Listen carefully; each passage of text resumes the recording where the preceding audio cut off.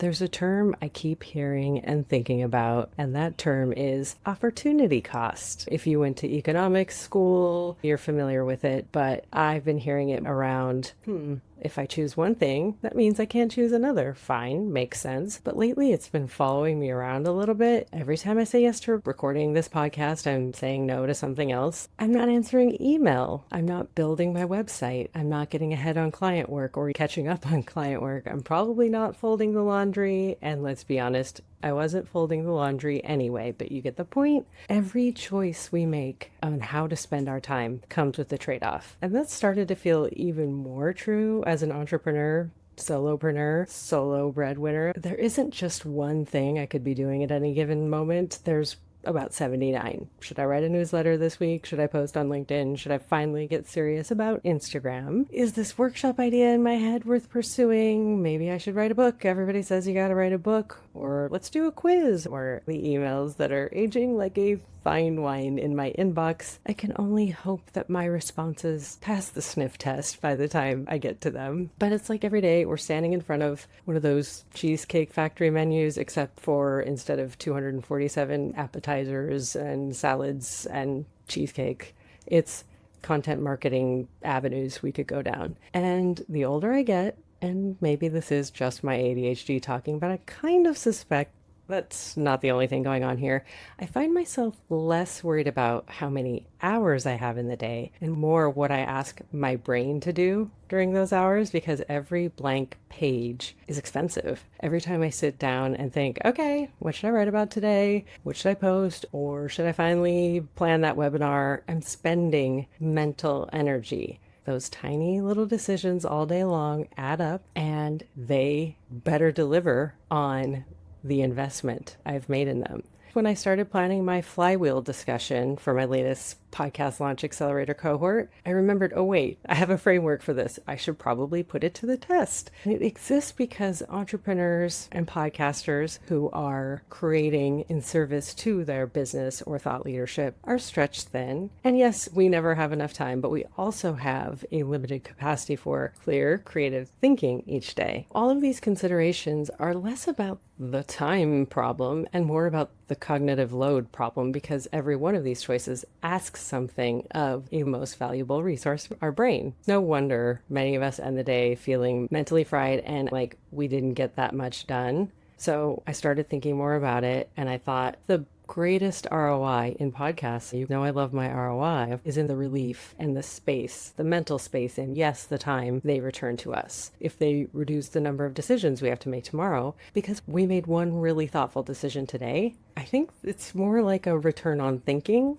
Definitely not a real business term, but let's go with it. I'm making return on thinking a thing. We spend so much time trying to make return on investment, and we overlook the thing that we are investing all day long, our ideas, what comes out of our thinking, the curiosity that has brought us to where we are, and the weird way we connect dots that no one else connects, the years we've spent figuring out what we believe and what special sauce we have and what we can do to help transform the lives of the people we support and serve. That's the valuable part. The content is valuable and is a thing we can point to and say we made, but it's the container of the thinking and the ideas that are uniquely ours. So how does that relate to podcasting? People come to me and they say, I want to start a podcast. I don't know if I have time. Okay, fair. Podcasting is work. And it's not like time has magically stopped because I hit record and turned on the light, and it's really hard to fight with time. There's only 24 hours in the day. The question I'm realizing is less, do you have time? We should be asking, how could my podcast simplify everything else I'm trying to do each day? Podcasts are more than just content. I've said this before. They're actual business assets in form of the relationships you create because of them, and how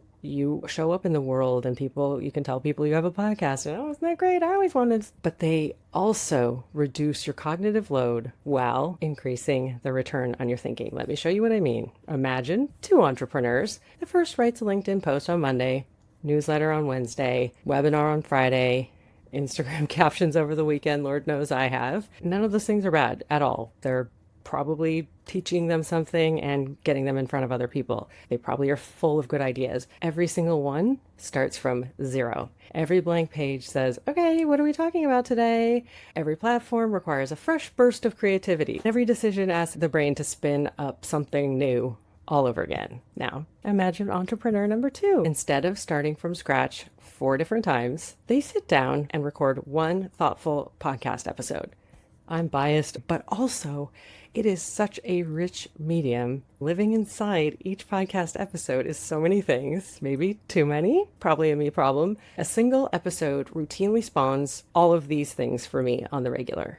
A newsletter, like almost immediately, thanks AI generated transcript, sorry, human transcribers. A social clip that is actually multiple social clips because it can live on LinkedIn, Instagram, YouTube, TikTok, I suppose, but that's an ocean I've not yet attempted to boil. Gotta pat myself on the back for that. It also creates a quote graphic, a workshop topic, a lesson for my podcast accelerator. Just last week, before I even published my episode, I took a snippet out and I said, you guys, listen to this conversation. This is what I was talking about today. And when they hear it in podcast form with a guest, it puts it in a different way. These become ideas for speaking engagements. It also becomes a story they tell on sales calls. The point is, entrepreneur number 2, maybe her name is Courtney, thought once and created, how many times was that? 9, 10, 11? Notice these aren't about cutting back on your content strategy. It's about getting more from the same hour or so of thinking. We call this repurposing. I've called it the flywheel, but I feel like those terms are underselling the value of what's happening, because you think once for a podcast episode and you plant those thoughts in many places. Here comes one of my overwrought metaphors. This source material of an episode is the seed for a whole forest of thought leadership. You may have noticed I almost never tell people they need to make more content. I'm usually encouraging the opposite. Make fewer things, think more deeply, create something substantial enough that it can keep working for you long after you've hit publish. It's the source. Everything else becomes an offshoot. Then, this is the cool part, the cycle shifts directions, and your podcast overall can become a litmus test, a sort of decision filter. A guest idea pops into your head. Oh, I'd really love to talk to so-and-so, but wait, do they fit with this body of work, this thought leadership platform? And then you start to do this little mental checklist. Can I see it becoming more than just an episode? What else will come of that conversation? Or a random thought in the shower? Okay, is that a podcast episode? Okay, but is it also a newsletter? Is it also a workshop? At least 2 of the above. My litmus is it has to at least be 2 things in addition to the podcast, a newsletter and a LinkedIn post. If it's not, maybe it goes into the think about this later or maybe never file. So instead of becoming just another thing to manage, your podcast becomes kind of a clarifying compass, a well that builds a forest. This came up a bit in my episode with Jamila Calhoun. People hear the word strategy and imagine rigidity and restrictiveness. And I now hear strategy and feel relief, because every thoughtful decision I make today is one less decision future Courtney has to make. And goodness knows, future Courtney, current Courtney, very recent past Courtney has enough going on already.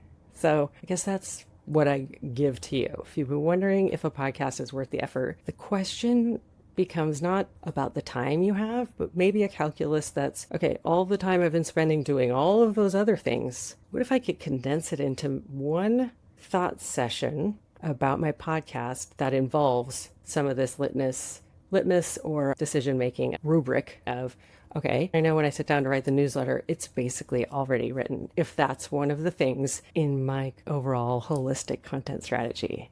It becomes source material, not another obligation. And it simplifies your business instead of fragmenting it even further. The right podcast earns its keep because it gives your best ideas many places to live. And if you're anything like me, that's one of the best investments you can make. So if this resonated with you, perhaps you'd enjoy my newsletter. It's called Sounds Great on Paper, and there's a link in my show notes. I send it every 7-ish days or whenever the cognitive load and calendar allows for it. Until next time, I'm Courtney Reimer. This is Talking the Talk, the podcast about podcasting. Thanks for listening. Thanks for watching. And thanks for thinking. I hope you get something good out of it.